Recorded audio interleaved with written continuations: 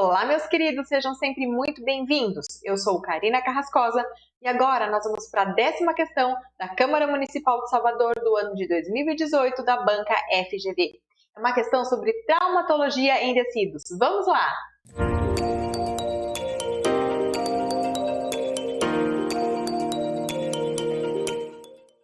O que dizia a questão, pessoal? Um paciente de 3 anos foi levado ao consultório odontológico pela mãe após cair da própria altura e bater com a boca no chão.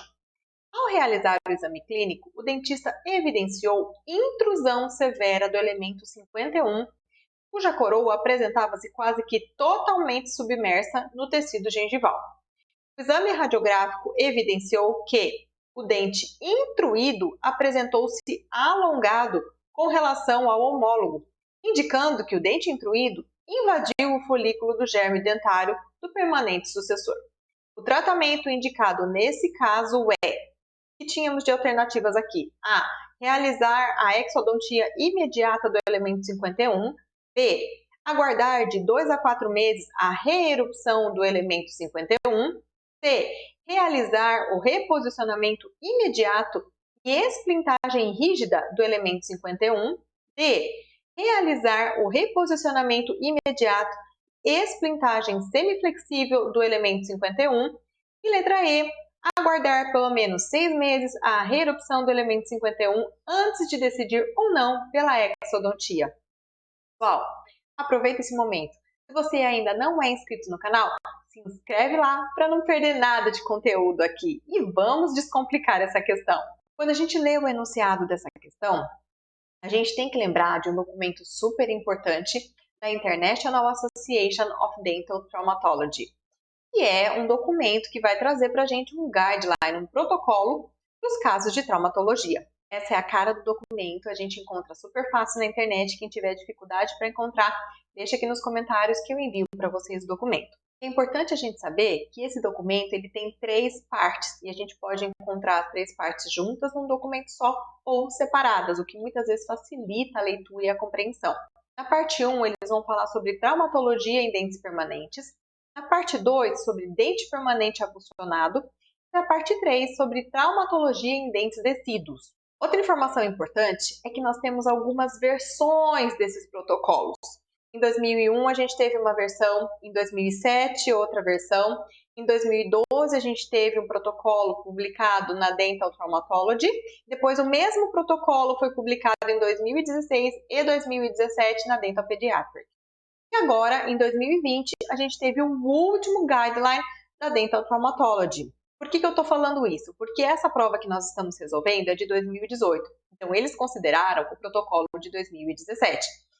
E seria uma resposta muito diferente se considerássemos o protocolo de 2020. Então, para os próximos concursos, a gente tem que ficar atento ao que o edital coloca, para saber se nós consideramos o protocolo de 2017 ou o protocolo de 2020, porque temos algumas mudanças. Então, eu vou colocar aqui algumas informações importantes daquela terceira parte sobre traumatologia em dentes descidos, do protocolo de 2017 e o que mudou para o protocolo de 2020, para que a gente esteja preparado para lidar com esse tipo de questão nos próximos concursos públicos.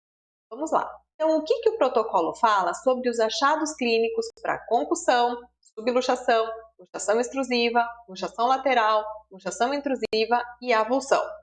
Então, aqui, por exemplo, para concussão, pessoal, eu coloquei em rosa aquilo que estava nos 2 protocolos de 2017 e 2020, em azul, que estava só no protocolo de 2017, e verde, o que está no protocolo atual de 2020. Então, vamos lá. Para concussão, eles vão falar de sensibilidade. É a palavra que a gente tem que lembrar para concussão. No protocolo de 2017, ele vai falar de sensibilidade à percussão, e no de 2020 ele vai falar de sensibilidade ao toque. Em relação à subluxação, ele mantém no protocolo atual uma característica da concussão, que é a sensibilidade ao toque. No anterior ele não fala de sensibilidade na subluxação. E aí eles colocam a mobilidade aumentada na subluxação e dizem que pode ou não haver sangramento via sulco. Então, palavra para guardar na subluxação é mobilidade aumentada. Na luxação extrusiva, a gente tem deslocamento parcial do alvéolo, o dente pode parecer alongado, uma mobilidade excessiva.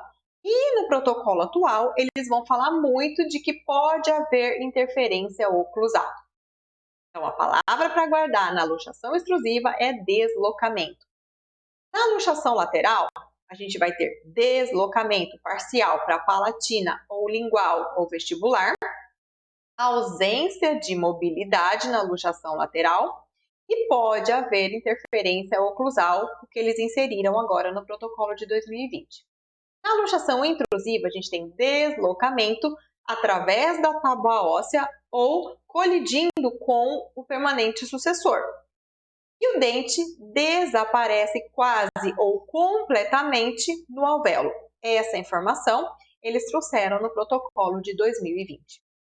Em relação à avulsão, o dente está completamente fora do alvéolo.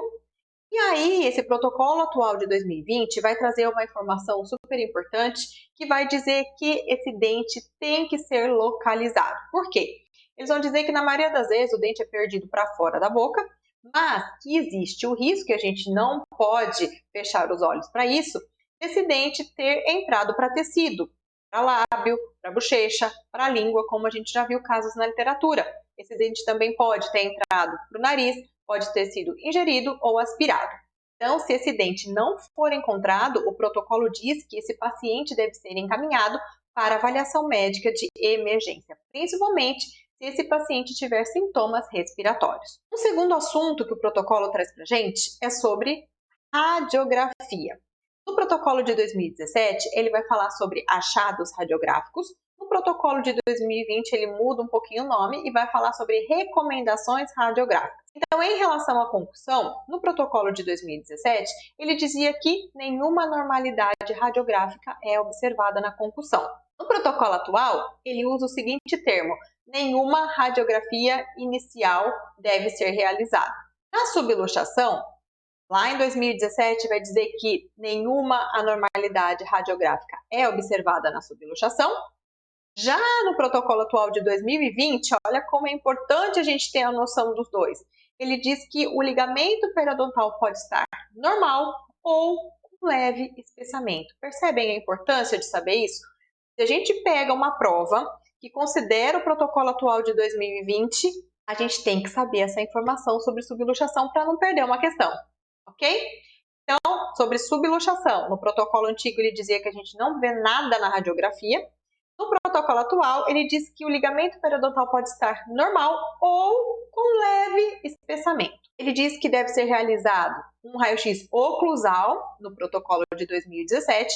No protocolo atual, e ele vai falar várias vezes isso no protocolo atual, deve ser feito uma raio-x, uma radiografia periapical, um filme zero com técnica do paralelismo ou uma radiografia oclusal com filme número 2. Em relação à luxação extrusiva, no protocolo de 2017, ele vai dizer que o ligamento periodontal está aumentado.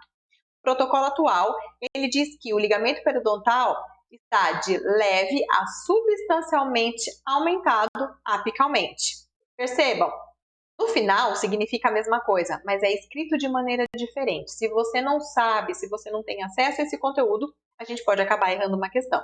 Outra informação importante é que, em relação à luxação extrusiva, lá no protocolo de 2017, a gente não encontra informações sobre a necessidade de se realizar uma radiografia inicialmente. No protocolo atual, está lá de novo que deve ser realizado uma radiografia periapical, com filme zero, com técnica do paralelismo, ou uma radiografia oclusal com filme número 2. Em relação à luxação lateral, lá no protocolo de 2017, ele vai dizer que o ligamento periodontal está aumentado. No protocolo atual, ele vai dizer que o ligamento periodontal está aumentado apicalmente. Em relação à radiografia, ele vai dizer que deve ser realizada uma radiografia oclusal. No atual, ele vai dizer que pode ser periapical com filme zero, técnica do paralelismo, ou oclusal com filme número 2. E aí ele reforça a informação de que, de preferência, numa luxação lateral, faça-se uma radiografia oclusal. Em relação à luxação intrusiva, temos duas informações importantes aqui que estão nos dois protocolos. A primeira é que, se esse ápice tiver um deslocamento para ou sobre a tábua óssea vestibular, a gente consegue, na maioria das vezes, visualizar esse ápice. e o dente vai parecer mais curto em relação ao contralateral. Agora, se esse ápice teve um deslocamento em direção ao permanente sucessor, geralmente a gente não consegue visualizar esse ápice e o dente vai parecer mais alongado em relação ao contralateral. Aqui também no protocolo de 2017 não tem informação sobre radiografia inicial. No protocolo atual ele vai falar de novo que sugere-se a realização de uma radiografia periapical com filme 0, técnica do paralelismo, ou radiografia oclusal com filme número 2. Em relação à avulsão, ele sugere nos dois protocolos que deve ser realizada uma radiografia para garantir que o dente não está intruído. E, de novo, no protocolo atual, ele vai falar da realização de uma radiografia periapical com filme 0, técnica do paralelismo, ou uma radiografia oclusal com filme número 2.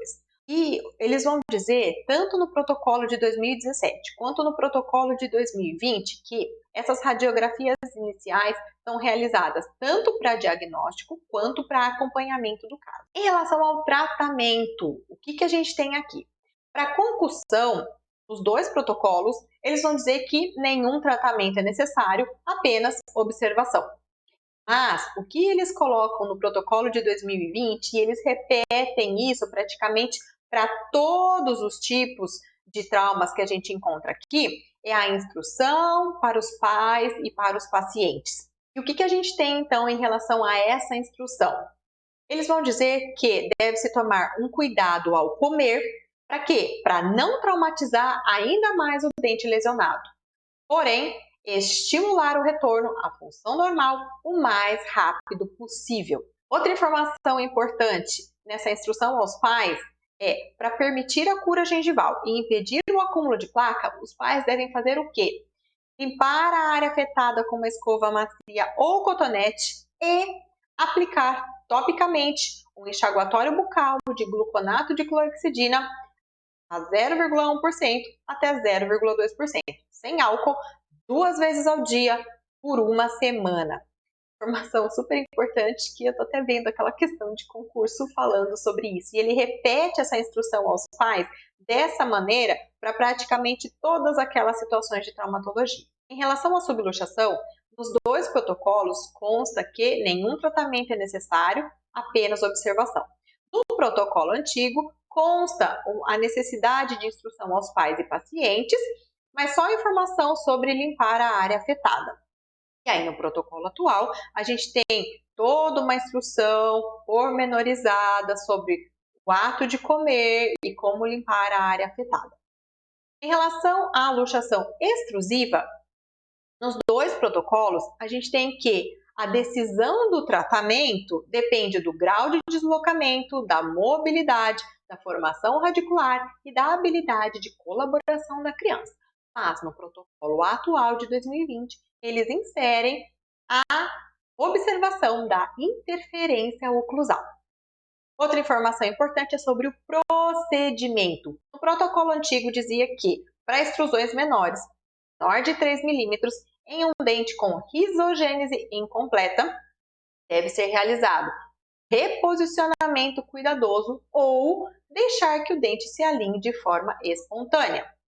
E a extração é para os casos de extrusões severas de dentes descidos com risogênese completa.